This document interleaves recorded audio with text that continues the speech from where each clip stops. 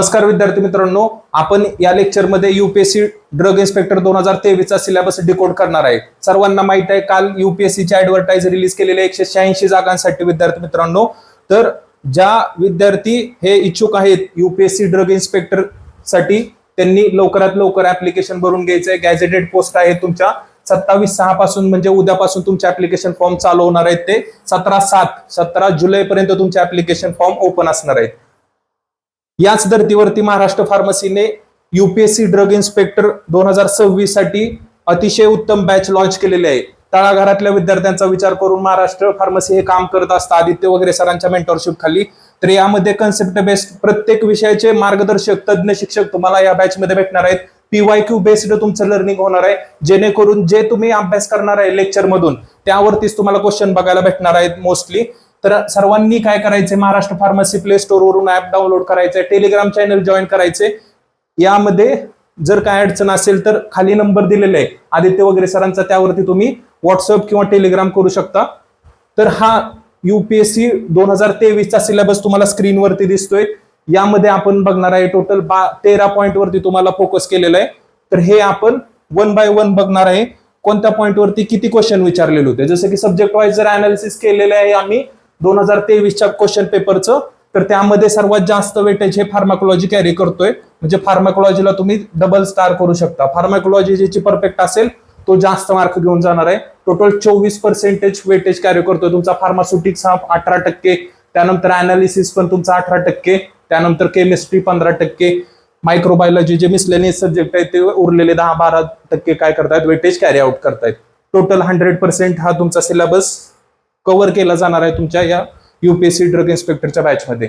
तर पहिला पॉइंट बघायला गेला तर तुम्ही हा तुमचा फार्मास्युटिकल केमिस्ट्रीवरती डिपेंडेंट आहे। त्यामध्ये जे काय आतापर्यंत तुम्ही केमिस्ट्री शिकलेला आहात, जे तुमचे मेडिसिनल केमिस्ट्री म्हणतो आपण, त्यावरती जास्त फोकस तुम्हाला दिसतोय। तिथं तुम्हाला सगळे subject wise PYQ wise analysis तुम्हाला इथं करून दिलेलं आहे। यामध्ये जर बघायला गेलो विद्यार्थी मित्रांनो तर टोटल 35 क्वेश्चन हे विचारलेले आहेत एकाच फक्त टॉपिक वरून। तो टॉपिक म्हणजे फार्मास्युटिकल केमिस्ट्री।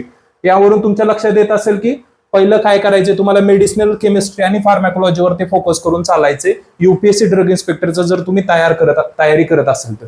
त्यानंतर फार्मास्युटिकल डोसेज फॉर्म म्हणजेच काय विचारलेलं आहे तुम्हाला, फार्मास्युटिक्स वरती किती क्वेश्चन विचारलेले आहेत।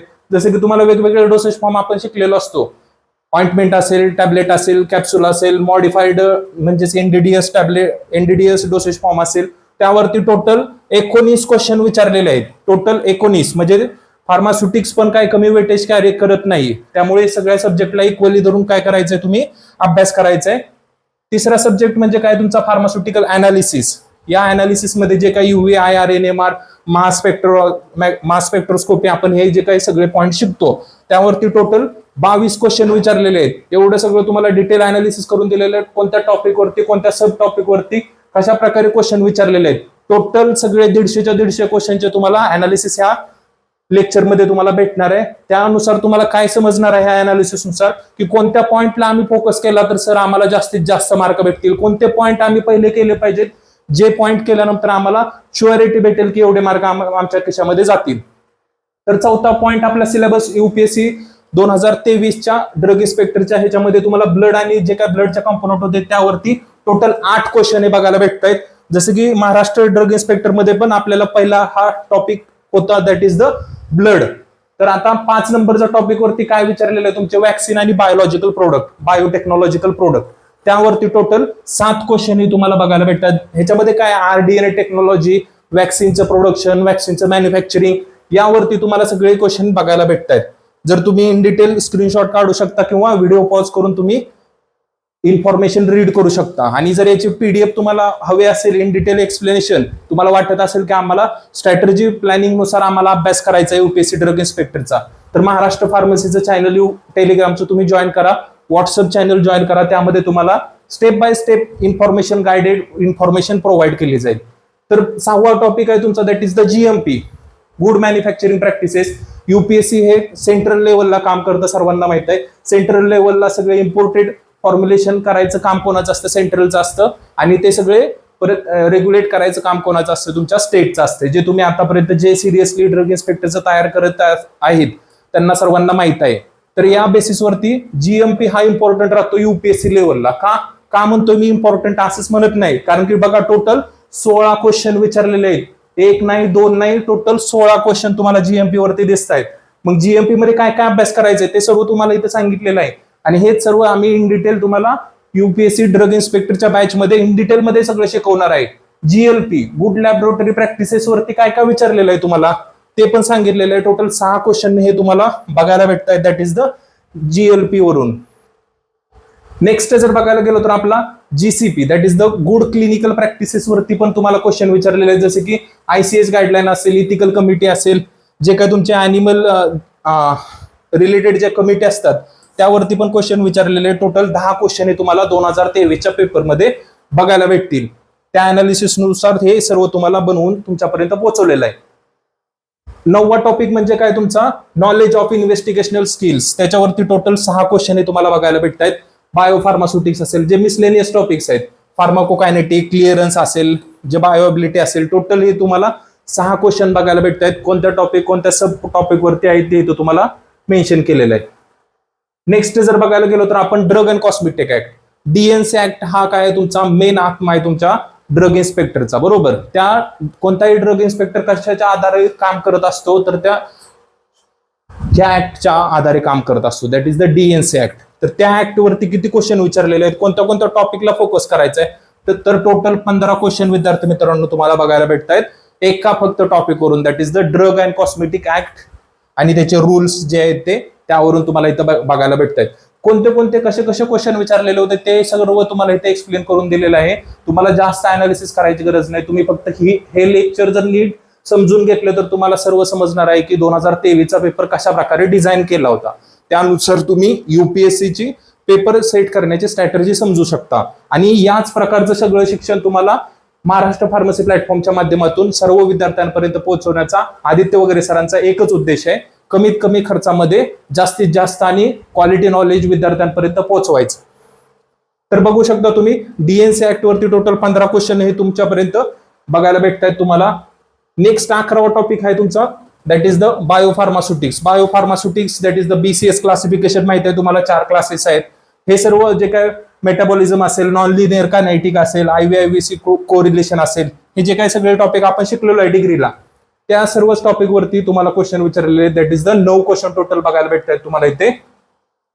त्यानंतर जर आपण बघायला गेलो तर एक मिसलेनियस पार्ट दिलेला आहे. फॉर एक्झाम्पल आता तुम्ही सेंट्रल लेवलला ड्रग इन्स्पेक्टर म्हणून काम करणार आहे, तर तुम्हाला कम्प्युटरचं बेसिक नॉलेज असणं गरजेचं आहे.